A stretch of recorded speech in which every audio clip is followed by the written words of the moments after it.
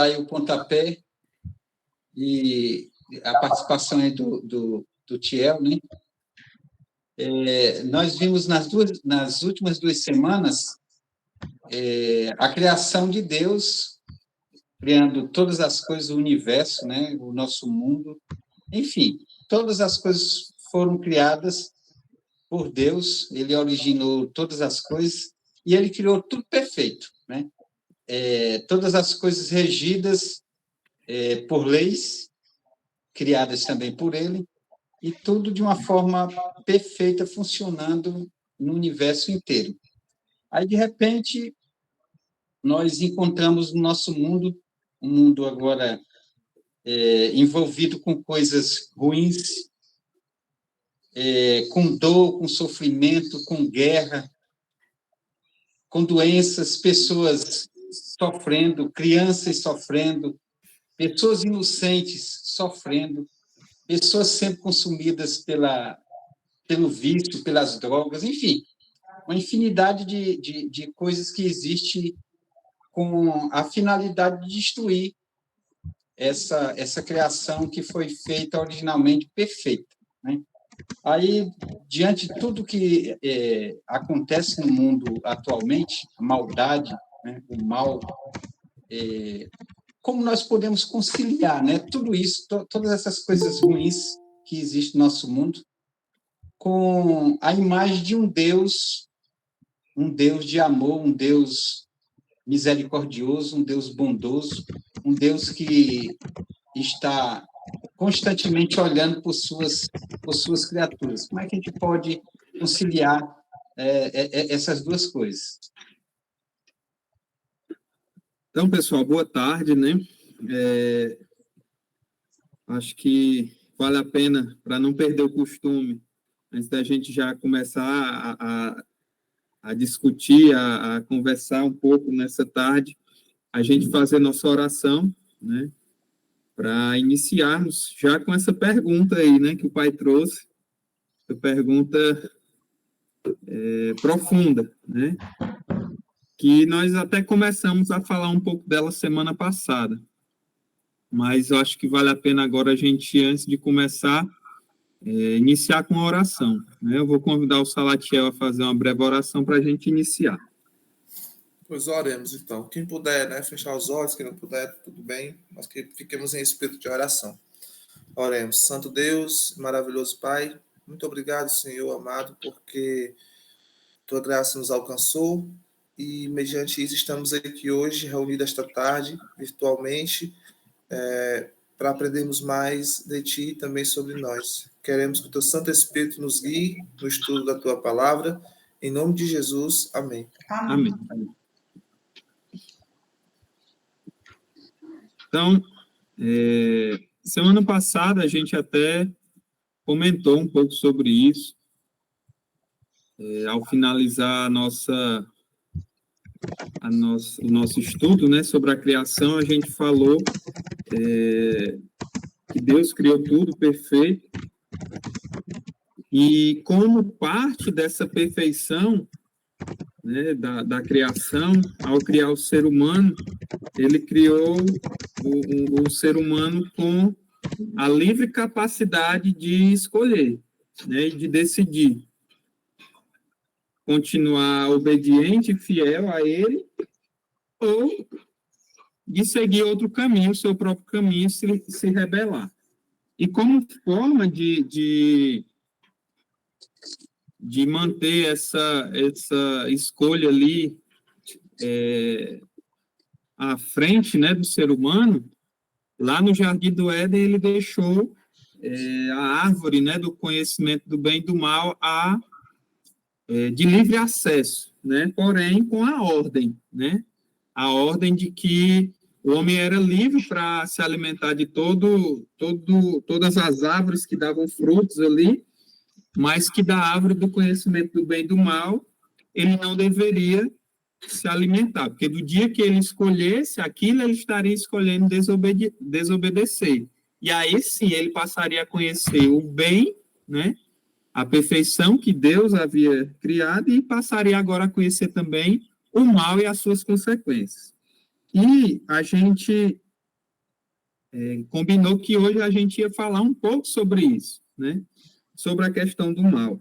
A questão do mal, da existência, o problema do mal é uma questão que tem sido tratada dentro da filosofia, dentro da teologia, desde que o homem se entende por gente, vamos dizer assim.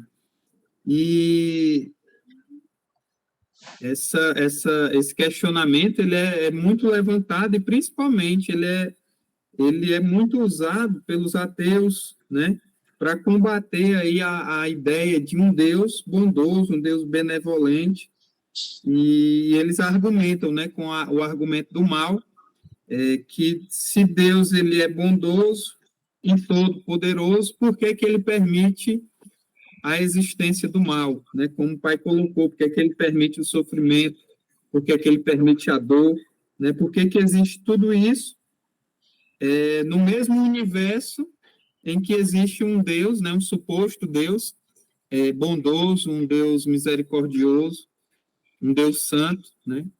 E hoje a gente vai tentar entender à luz da Bíblia que o mal, né? Ele existe não por vontade de Deus, né? Deus, ele permitiu, né? Mas ele não criou o mal. E é isso que a gente vai ver no estudo, né? No estudo de hoje. Pode falar, pai. Eu acho que o senhor tinha levantado a mão aí. É exatamente sobre isso que você acaba de falar, né? Geralmente, quando acontece uma tragédia, alguma coisa ruim, alguma coisa mal nesse mundo, geralmente as pessoas dizem assim, foi a vontade de Deus, né? Deus quis, né? Uma pessoa morre, Deus quis. E isso não combina muito com a bondade de Deus, né? E nós sabemos que não, quando acontece alguma coisa ruim, algum mal, alguma tragédia, não foi originado por Deus, mas foi por quem? Né? Quem originou, quem é o criador, o iniciador dessas coisas ruins, do mal. É interessante o que o Paulo citou agora, porque a gente tem uma impressão, vendo dessa perspectiva, a gente tem a impressão que existe dois deuses diferentes, um Deus no Velho Testamento e um Deus no Novo Testamento. Aparentemente, onde o Deus do Novo Testamento é um Deus mais bondoso, um Deus mais misericordioso, que se importa mais com o ser humano, enquanto do Velho Testamento é um Deus que dá oportunidade até de arrependimento, mas quando não faz a vontade dele, morre, né? E a ideia inicial, que foi colocada na primeira pergunta, é de que o inimigo ele é um destruidor. A função dele é essa, é destruir. Então, ele vai tentar destruir qualquer imagem positiva, qualquer imagem que venha trazer benefícios da nossa parte para com Deus, ou a imagem de Deus que a gente tenha. E ele tenta fazer essa destruição, né? Não sei se o Paulo qual é o texto que ele vai ler aí, mas eu estava até vendo aqui em Ezequiel, capítulo 33, versículo 11, é um texto que é muito utilizado também até para combater esse pensamento, porque tem gente que fala assim, mas o Deus do Velho Testamento, ele mandava matar, né? Ele mandava destruir, ele era um Deus que se importava menos. Mas Ezequiel 33, versículo 11, fala de um Deus de misericórdia, que diz assim, vivo eu, diz o Senhor Deus, que não tenho prazer na morte do ímpio, mas em que o ímpio se converta do seu caminho e viva. E aí o verso continua dizendo assim, convertei-vos dos vossos maus caminhos, pois por que razão morrereis, ó casa de Israel? Então, assim, respondendo já a grosso modo, o mal ele é responsável pelo mal. O mal ele é consequência do mal, né? Deus ele não tem relação com a origem do mal. A origem do mal ela tem o seu próprio originador. Né? E o mal ele não tem vínculo com Deus, e o que ele vai tentar fazer é destruir ou perverter essa visão que nós temos de Deus, de um Deus bondoso, de um Deus de misericórdia, que talvez às vezes a gente tenha se confundido em algum momento. Então, diante disso, nós vimos que tem um originador, né, o mal. Então, quem é esse originador? Como foi que surgiu? Até o Léo, ele colocou aqui no chat, né, quando a gente estava falando Eu vi. da questão do bem, né, de um Deus, né, bondoso, benevolente e, ao mesmo tempo, onipotente e onisciente.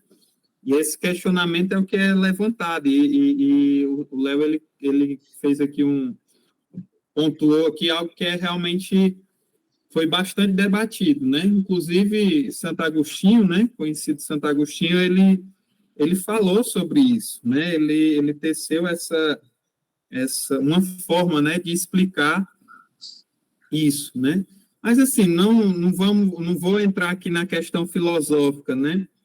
Porque é muito mais profundo, eu acho que a gente pode se deter ao que a Bíblia fala, né?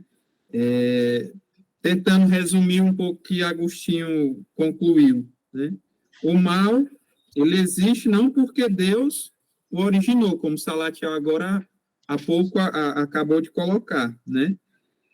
Na realidade, ele existe porque nós, como seres livres, né, escolhemos nos afastar da fonte do bem, né, que é Deus. E quando a gente se afasta disso, a gente deixa de estar envolto, né, nessa bondade, nesse amor, e agora o não bem passa a existir. O que é o não bem? É o mal, né? A inexistência do bem, a ausência do bem é o mal. É como a luz, né, e as trevas, né? As trevas nada mais são do que a inexistência da luz, e é a mesma coisa no contexto da maldade, né? Quando a gente se afasta da fonte da bondade, a fonte da luz, né, a gente agora está envolto, né, muitas vezes na maldade, na escuridão. E como foi colocado, há um originador, né? Muitos vão dizer, não, foi Deus, se ele sabia de tudo, né? Se ele era onisciente e tal, então o que surge, ele criou todas as coisas, então foi ele que criou, né, o mal. Mas a gente vai ver que a Bíblia ela nos mostra claramente que o mal surgiu no coração de um ser livre, né? E eu acho que vale a pena a gente ver dois textos, né, aqui bem interessantes, que falam um pouco sobre a origem do mal, né? São dois textos chaves, né? Um está lá em Ezequiel, capítulo 28. Você pode até deixar a sua Bíblia aberta nesses dois textos, né? Ezequiel, capítulo 28, e Isaías, capítulo 14. Né? São dois textos importantíssimos para a gente entender a origem do mal, né? O mal, como a gente conhece, ele não surgiu aqui no planeta Terra, né? Porque Deus, quando criou, como nós vimos semana passada e na semana anterior, nós vimos que Deus criou tudo perfeito, né? Ele criou um mundo perfeito, harmonioso, e não existia, né, nenhum resquício, nenhuma mancha ali de imperfeição ou maldade. Mas a existência, vamos dizer assim, de seres, ela não está restrita somente aos seres humanos aqui na Terra, né? Há um mundo, vamos dizer assim, além desse mundo físico, né, que Deus criou, aqui esse universo físico do qual o planeta Terra faz parte, né? E, inclusive, a Bíblia, ela traz vários relatos. Por exemplo, se você vai lá em Apocalipse, capítulo 5, verso 11, você vai ver lá que a Bíblia fala que ali ao redor de Deus, na presença de Deus, há uma miríade, né, milhares de anjos, né, que foram criados para adoração e estão na presença de Deus adorando ali continuamente, tá certo? Então, não existe, né, diferente do que muitos pensam, só esse mundo natural. Existe também um mundo sobrenatural, né? Um mundo sobrenatural onde Deus, vamos dizer assim, habita, né, o céu. E lá no céu existem e existia ainda milhares de anjos que adoravam a Deus. E é nesse contexto, né, do céu onde a gente vê a origem do mal. E aqui é o ponto que, para mim, particularmente, é o ponto mais interessante de toda essa história, né? Diferente do que muitos acham, o mal não surgiu aqui na Terra, né? O mal se originou, como nós vamos ver agora na Bíblia, no coração de um ser que estava na presença de Deus. Olha só, um ser criado por ele, perfeito, assim como Adão e Eva também foram criados por Deus perfeitos, esse ser estava ali na presença de Deus, assim também como Adão e Eva estavam na presença de Deus, porém aqui na Terra, e o mal surgiu ali no coração daquele ser. Ezequiel, capítulo 28, ele fala um pouco sobre esse ser. Ali se você for entrar no contexto, a partir do verso 11, mais especificamente, a partir do verso 12, né, a gente vai ver um pouco dessa descrição. Eu queria que o pai pudesse contextualizar e ler aí para a gente também explicar um pouco dessa parte. Desses dois textos, né? Ezequiel 28 e Exatamente. Isaías 14. A partir do verso 14 diz o seguinte: Tu eras querubim da guarda ungido, e te estabeleci, permanecias no monte santo de Deus, no brilho das pedras andavas. Perfeito eras nos teus caminhos, desde o dia em que fostes criado, até que se achou iniquidade em ti. E o verso 17 diz: Elevou-se o teu coração por causa da tua formosura. Corrompeste a tua sabedoria por causa do teu resplendor. Lancei-te por terra diante dos reis e te pus para que te contemplem.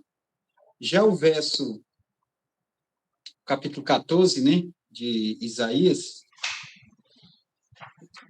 14, verso 12 diz: Como caíste do céu a estrela da manhã, filho da alva, como fostes lançado por terra, tu que debilitavas as nações. Tu dizias no teu coração: Eu subirei ao céu, acima das estrelas de Deus exaltarei o meu trono, e no monte da congregação me assentarei, nas extremidades do norte. Subirei acima das mais altas nuvens e serei semelhante ao Altíssimo. Contudo, serás precipitado para o reino dos mortos, no mais profundo do abismo. Então, aqui a gente tem dois textos, né, que os escritores eles usam, né, uma tipologia, vamos dizer assim. Lá em Ezequiel, que foi o primeiro texto que nós lemos, Ezequiel usa a figura do rei de Tiro, né, para exemplificar o que aconteceu com um ser celestial, né, um querubim.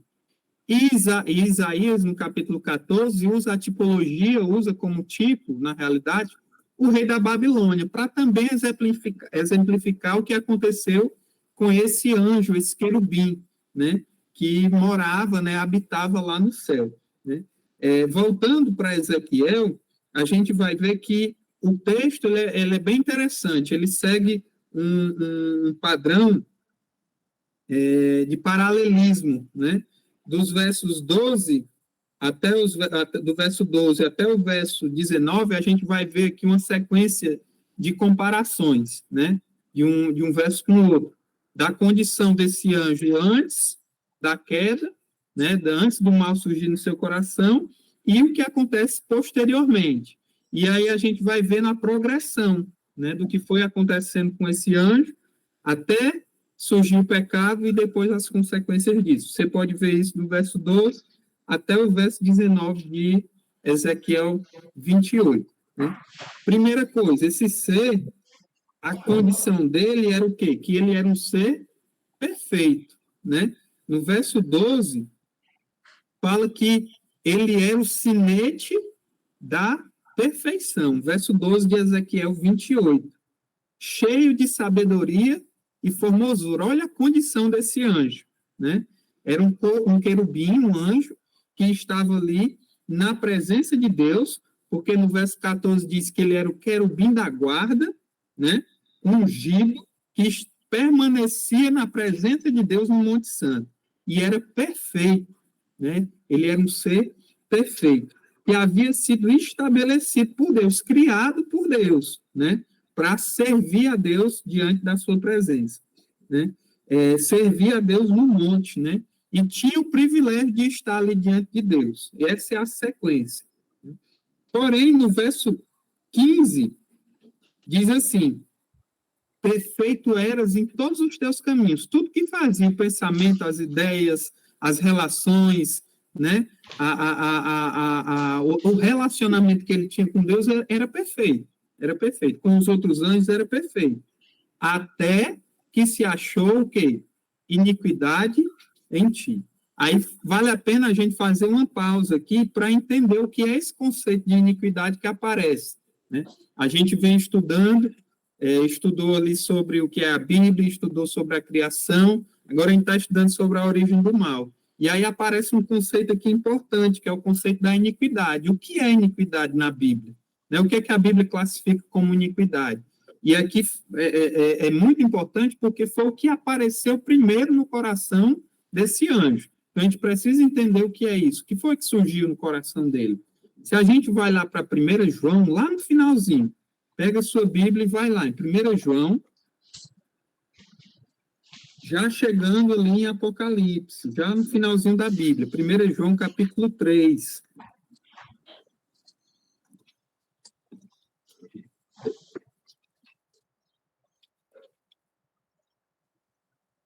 1 João, capítulo 3, verso 4. Eu gosto muito desse texto, porque, inclusive, Ellen White usa esse texto para classificar esse texto como a única definição do que é pecado. E a gente vai ver exatamente isso, né? Algumas traduções, eu vou me utilizar de uma tradução que faz referência ao texto de Isaías, né? 1 João capítulo 3, verso 4, diz assim: todo aquele que pratica iniquidade também transgride a lei, porque iniquidade é a transgressão da lei, né? Outras traduções vão dizer o quê? Todo aquele que pratica o pecado transgride a lei, porque o pecado é a transgressão da lei. Ellen White, ela usa esse texto para definir, né, e dizer, essa é a única definição que existe de pecado, que é o quê? Transgressão da lei. Transgredir a lei é cometer pecado. É uma infração, trazendo para a nossa realidade, é uma infração. Quando você passa a 100 por hora numa via de 60, né, que é regulamentada, e existe uma lei ali que determina que aquela via só pode andar até no máximo 60 por hora, e você passa a 100, você está transgredindo o quê? A lei, né? E, consequentemente, vem ali a questão das consequências, né? Foi, agora voltando lá para o texto de Ezequiel, foi exatamente o que aconteceu lá no céu. Aquele ser, aquele querubim perfeito, né? Moralmente perfeito, fisicamente perfeito, né? Vamos dizer, socialmente perfeito. Ele agora, o texto bíblico diz, Ezequiel 28:15, diz que agora surgiu iniquidade no seu coração, ou seja, no coração daquele anjo houve transgressão da lei, né? E como foi que esse anjo transgrediu a lei, né? Que lei foi que ele transgrediu? Como foi que surgiu esse pecado, ou seja, iniquidade, essa transgressão da lei? Aí a gente vê a resposta disso lá em Isaías, que o texto que o pai já leu lá de Isaías 14, né? Esses textos são ligados. Isaías 14 fala exatamente isso, né? No verso 13, a gente vê exatamente o que foi, qual foi o pecado desse anjo, né? Qual foi o pecado desse anjo? O senhor pode ler de novo? Vai. Tu dizias no teu coração, eu subirei ao céu, acima das estrelas de Deus, exaltarei o meu trono, e no monte da congregação me assentarei nas extremidades do norte. Subirei acima das mais altas nuvens e serei semelhante ao Altíssimo. Então, a gente vê aqui, ó, juntando tudo. O texto de Ezequiel fala que aquele ser era perfeito, né? E que surgiu iniquidade, ou seja, no coração dele surgiu a iniquidade. Houve transgressão da lei, né?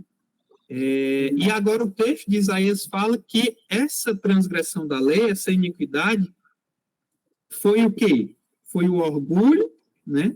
E a presunção daquele anjo de querer ser igual a Deus, né? Querer se colocar no lugar de Deus. Ele diz o quê?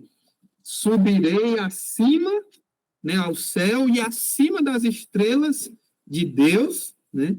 Essas estrelas aqui entenda-se como anjos, né? Que na Bíblia, quando fala estrelas de Deus, a gente está se referindo a anjos. Então, ele diz, eu estarei acima das estrelas de Deus, né? E exaltarei o meu trono, né?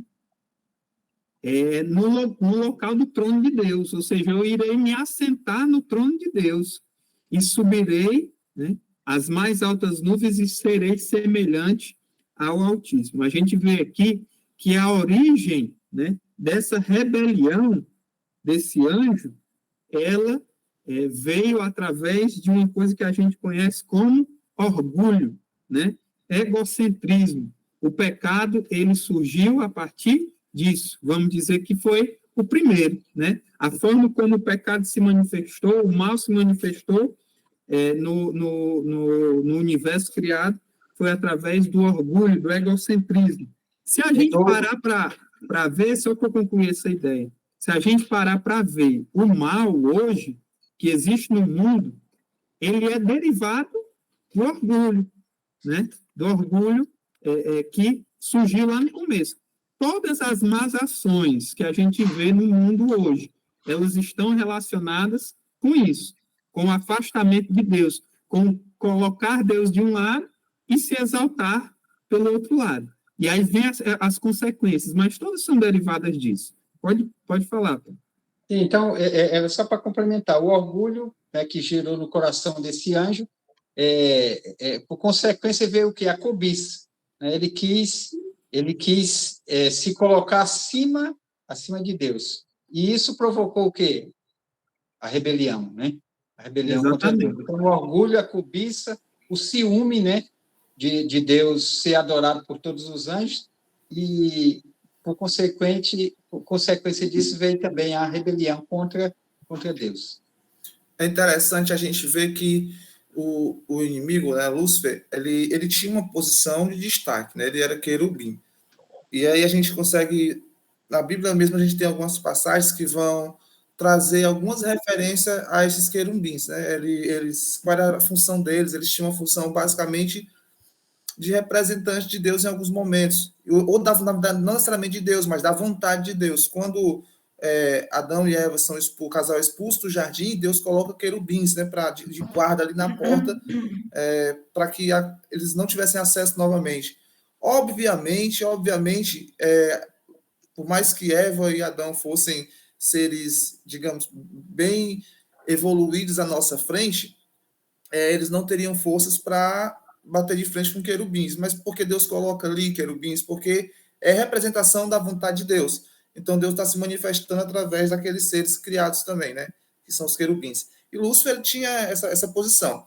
E aí, quando você estava falando a questão do surgimento, né, do orgulho, de tudo, o que é uma coisa bem filosófica também, mas assim, o que às vezes me pega mesmo é saber, porque assim, na Terra, quando a gente vê o mal surgindo dentro de alguém, muitas vezes é por influência, né? Às vezes ninguém só não vai nascer mal, ele pode até nascer com tendências, pode nascer ali num contexto, mas a influência ela fala muito alto sobre as nossas decisões. Só que Lúcifer ele não tem referência do que é mal, né? Ele está num local onde o mal nunca existiu antes. E aí eu imagino como é que ele começa a ter sentimentos que nunca foram alimentados por nada externamente.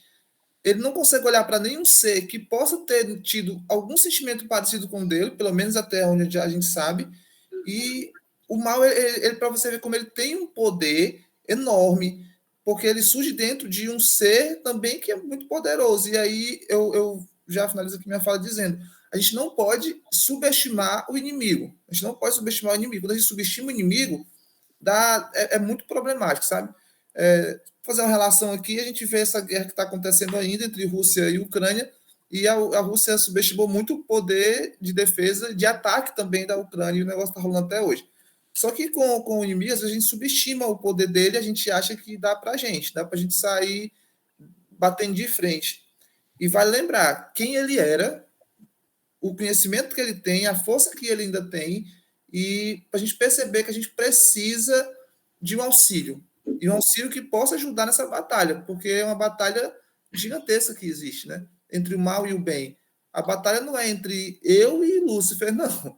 Porque eu não consigo debater com ele, é entre o bem e o mal. Então só me resta uma coisa, saber de que lado eu me posiciono para que no final eu tenha a consequência devida, né? Entre o mal e entre o bem.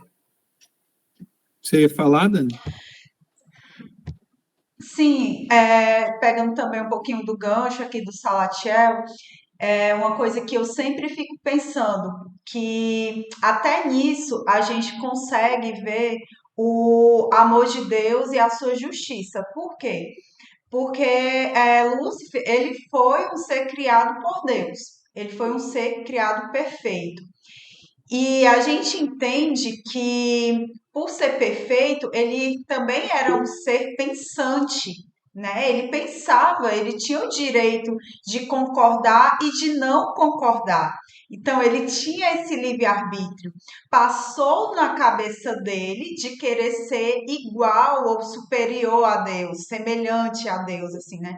E aquilo ali, ele podia ter parado aquele pensamento dele. Mas o que foi que aconteceu? Ele acabou alimentando aquele pensamento e realmente aí veio a questão de ter o orgulho, né, a cobiça, que aí foi onde surgiu realmente o mal. E isso acontece muito também em nós. Às vezes a gente pensa algo errado. Pensar algo errado pode não ser o pecado em si, mas quando a gente acaba alimentando aquilo ali, se torna o pecado realmente, né? Seria isso. A dona Loura levantou a mão, queria falar alguma coisa?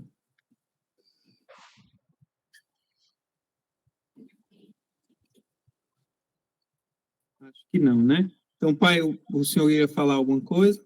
Eu queria só falar, Júnior, relatar outro verso bíblico que existe, né, sobre as consequências dessa rebelião de Lúcifer lá no céu, né, onde originou-se a rebelião, onde originou-se o pecado, a maldade, enfim, tudo de ruim. Que é exatamente o livro de Apocalipse, no capítulo 12, né?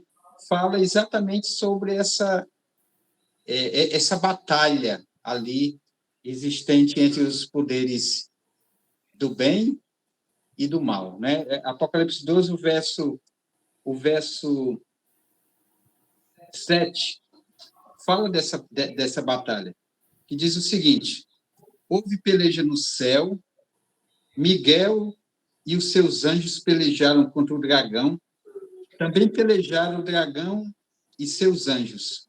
Todavia não prevaleceram, nem mais se achou no céu o lugar deles.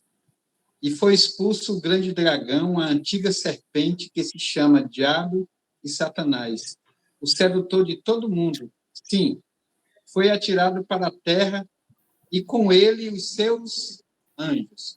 A gente voltar só um pouquinho, no verso 4, diz que esse dragão, a sua cauda arrastava a terça parte das estrelas do céu, as quais lançou para a terra. Então, nessa batalha que houve lá no céu, entre as forças do bem, entre Deus e o inimigo que se rebelou contra ele, Satanás, ele conseguiu levar uma terça parte dos anjos.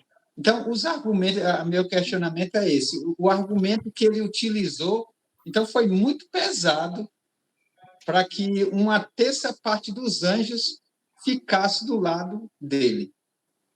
E aí, Júnior, complementando esse questionamento do Paulo, né, essa fala dele, e da Dani também, às vezes parece que a gente lê só dessa forma, ou só fala isso, assim, da forma, Satanás desejou ser igual a Deus, e aí a gente pula já para a parte onde Deus expulsa, né, através de outro mais poderoso também, expulsa ele do céu com a terça parte dos anjos. Mas nesse intervalo de tempo, Deus ele se manifestou de alguma forma para que Lúcifer mudasse seu comportamento, mudasse seu pensamento, ou Deus ele foi permissivo com o sentimento de orgulho, de soberba da parte de Lúcifer? Vamos tentar juntar aqui todas essas ideias, né? Para a gente entender um conceito que vai ser muito importante daqui para frente nos próximos estudos. Lembra que a gente falou, né, que o pecado, o mal, na realidade, surgiu dentro de um contexto de perfeição, lá no céu, no coração de um ser perfeito, como nós vimos lá em Ezequiel e Isaías, né? Nós vimos que esse mal, ele surgiu como uma manifestação da iniquidade, do pecado, ou seja, como diz lá em 1 João 3,4, como transgressão da lei. A gente falou isso, mas a gente não se atentou para a ideia de que lei é essa? Eu até usei aqui a referência do Código de Trânsito Brasileiro, né? Quando você faz uma coisa, você tem ali a consequência. Mas que lei é essa que foi quebrada e transgredida por Lúcifer lá no céu? Lembra o que nós falamos de Adão e Eva? O mandamento, vamos dizer assim, que explicitamente Deus deu para Adão e Eva foi qual? Que eles não comessem do fruto da árvore do conhecimento do bem e do mal, certo? Foi uma ordem específica para Adão e Eva. Mas essa ordem, esse mandamento, tinha relação, né, direta com uma lei anterior, uma lei que é mais antiga do que essa, né? Um mandamento que é anterior a esse. E esse mandamento foi quebrado claramente por Lúcifer. E a gente falou, quando Lúcifer, ele se exaltou e quis, né, ser igual a Deus, qual foi a lei que ele quebrou? Está lá nos 10 mandamentos, né? A própria Bíblia, ela deixa isso claro para a gente, né? Ele quis assumir o lugar de Deus, quebrando qual mandamento? Que está lá em Êxodo 20. Pode falar, pai. O primeiro mandamento, né? Não terá outro Deus diante de mim. Exatamente. Quando ele quis a adoração para ele, qual foi o mandamento que ele quebrou? Quebrou o primeiro, quebrou também o quê? Não farás o quê? Para ti, imagem de escultura de nenhum ser criado, né? E não as adorarás, não é? A cobiça, como o senhor falou, né? Ele cobiçou o lugar de Deus, né? Teve inveja, né? Como a própria Bíblia diz, ele foi homicida, né? Desde o princípio. Pelos seus atos, a morte passou a existir, né? E ele tem a responsabilidade das mortes que aconteceram desde a origem do pecado aqui na Terra. Então, quando a gente olha todo o contexto da queda, né? Outra coisa, o falso testemunho, quando ele foi lá para os outros anjos, né? Enganar os outros anjos de que Deus era um Deus injusto, ele levantou uma mentira lá no céu, né? Alegando que Deus não era justo, né? Então, Lúcifer, ele cometeu uma sequência de infrações contra a lei de Deus, né? E aí me lembra aqui o texto de Tiago, né? Tiago, capítulo 2, né? Verso 10, que diz assim, ó, Tiago, capítulo 2, verso 10. Pois qualquer que guarda toda a lei, mas tropece em um só ponto, se torna culpado de todos. Porque o mesmo que diz, não adulterarás, ordenou também o quê? Não matarás. Entende? Então, independente de Lúcifer ter quebrado um mandamento ou todos, bastava ele ter quebrado um mandamento, né? Ele já teria dado, e como deu, origem, né, ao pecado, ao mal, né? E qual foi a argumentação, como foi colocada aqui pelo Salatiel, né? Que argumento tão poderoso foi esse que ele colocou lá no céu para os outros anjos, que veio a enganar, como nós lemos lá em Apocalipse, uma terça parte dos anjos, né? Um terço dos anjos foram enganados por essa argumentação de Lúcifer. Nada mais foi do que o quê? Do que a ideia de que a lei de Deus era injusta. A lei que ele havia quebrado, e ele tinha consciência disso, e para que ele não sofresse as consequências desse pecado, dessa transgressão, sozinho, né, ele continuou na sequência, vamos dizer assim, de pecados, na sequência de erros. Sabe aquela situação quando você faz uma coisa errada, que não deveria ter feito, e você não quer que os outros saibam, né? Por exemplo, você comete um crime e quer esconder. E aí, para esconder esse crime que você cometeu, você passa agora a fazer o quê? A cometer outros. E, né? às vezes pior do que o primeiro, né? Isso, as consequências são assim. Esses dias eu estava vendo, até comentei com o pai, os livros da Agatha Christie, eles falam muito sobre resolução de crimes, né?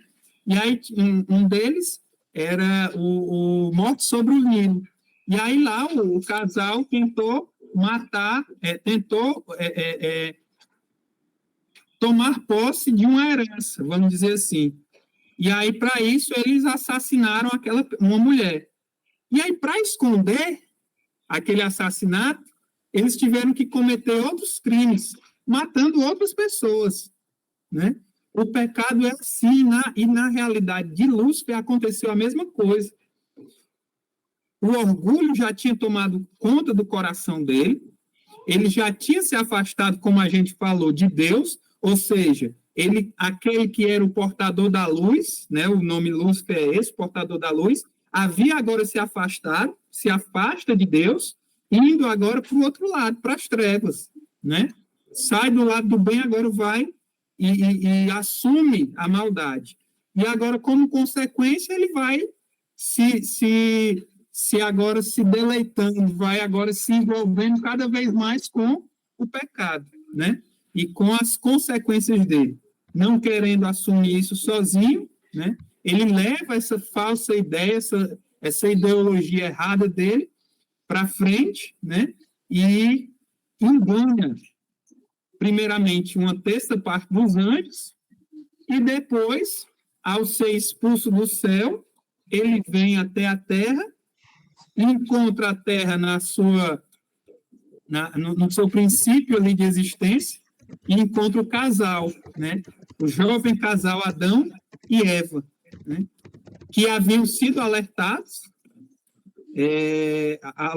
sobre a possibilidade do mal, tanto que Deus colocou lá, né? A árvore do conhecimento do bem e do mal é um alerta do que estava acontecendo, e Deus agora deixa a cargo, né, de Adão e Eva vamos dizer assim, a resposta, né, à acusação que Lúcifer tinha colocado. Qual foi a acusação? De que a lei de Deus era impossível de ser guardada. Era uma lei injusta. E aí Deus agora coloca Adão e Eva no meio daquilo. E deixa aquela ordem, né? Olha, não comam do fruto da árvore do conhecimento do bem e do mal, porque no dia que delas comer, certamente morrerás. Satanás vê ali agora o quê? A oportunidade, né, que Deus estava errado. E o mais interessante disso é o quê? Que ele conseguiu, né? E aí a gente vê isso lá em Gênesis capítulo 3. Aí a gente volta agora para o livro de Gênesis, capítulo 3, já encerrando. Falta aí menos de 10 minutos para a gente encerrar. Gênesis capítulo 3 fala desse encontro, que a serpente, que na realidade era uma manifestação ali de Lúcifer, né, foi e enganou. Você pode ler na sua casa esse texto de Gênesis capítulo 3. Foi lá e jogou as mesmas mentiras que ele tinha jogado lá no céu para os outros anjos, ele agora coloca ali para Adão e Eva. E aí, diante dele estava, né, duas possibilidades. Ele falhar, né, e Adão e Eva serem obedientes a Deus, mostrando que era possível, sim, obedecer à lei dele, ou ele ser vitorioso, enganando Adão e Eva, fazendo com que eles pecassem e mostrando, né, que a lei de Deus era impossível de ser guardada. O que foi que aconteceu? Não é surpresa para ninguém, né?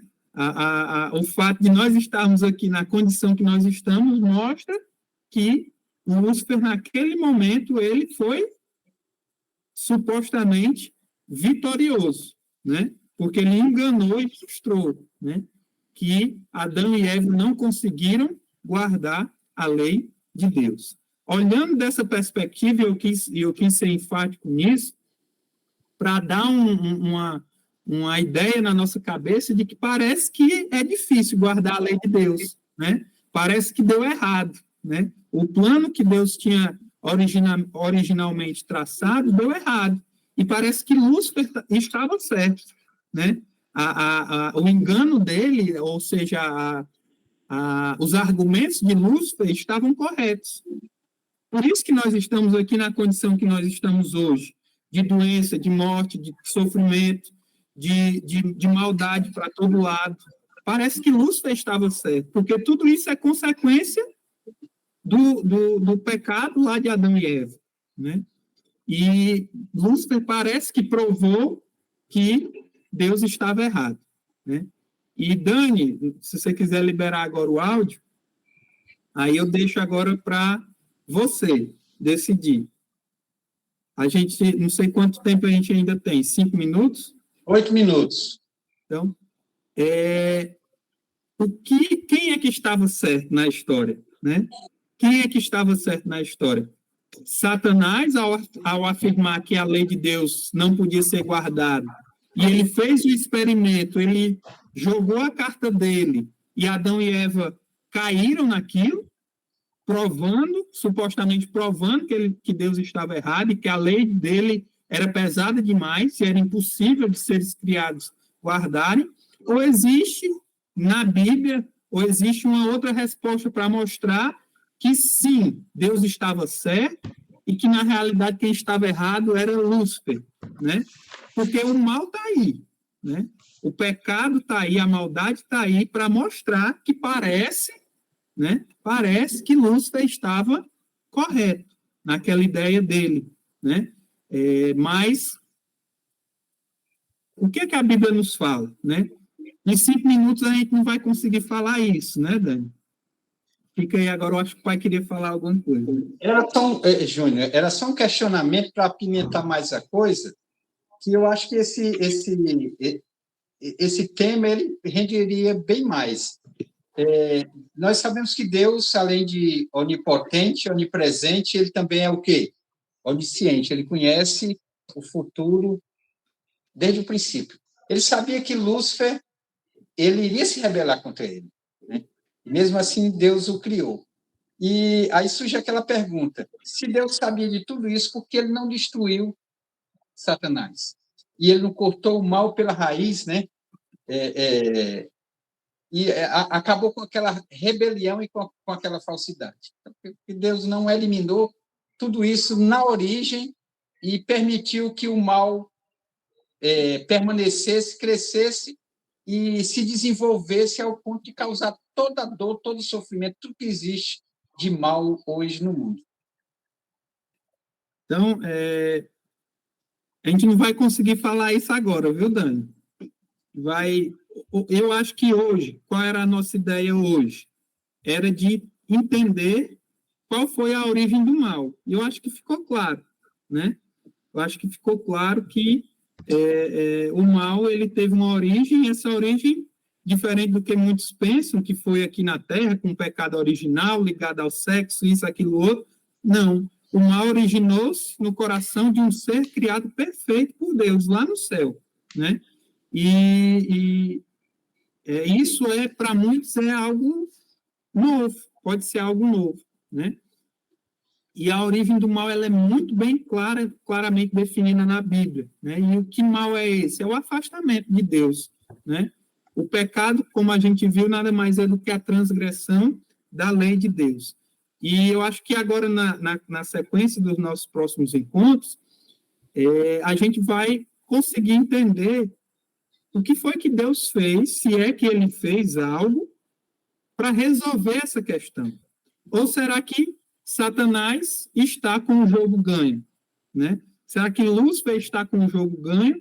Ou Deus, ele fez alguma coisa, traçou um plano, como o pai disse, através da sua onisciência, ele já sabia o que iria acontecer, então ele já traçou um plano ali para nos livrar dessa situação, né? Eu acho que nos próximos encontros a gente vai exatamente responder sobre isso, tá certo?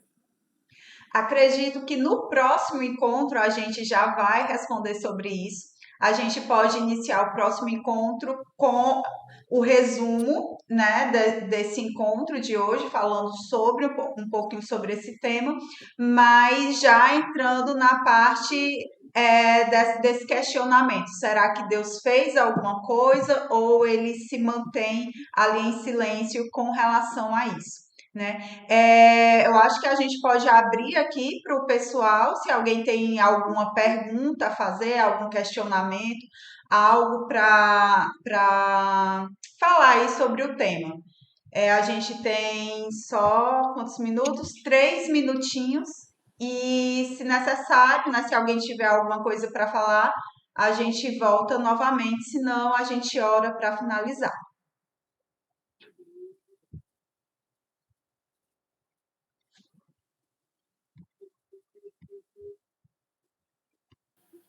Só o Léo colocou aqui no chat, né? Dando parabéns pela iniciativa da gente.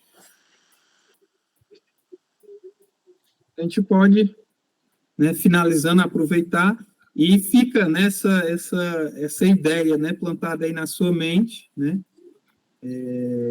Será que Deus ele resolveu essa questão ou ele está com o jogo perdido, né?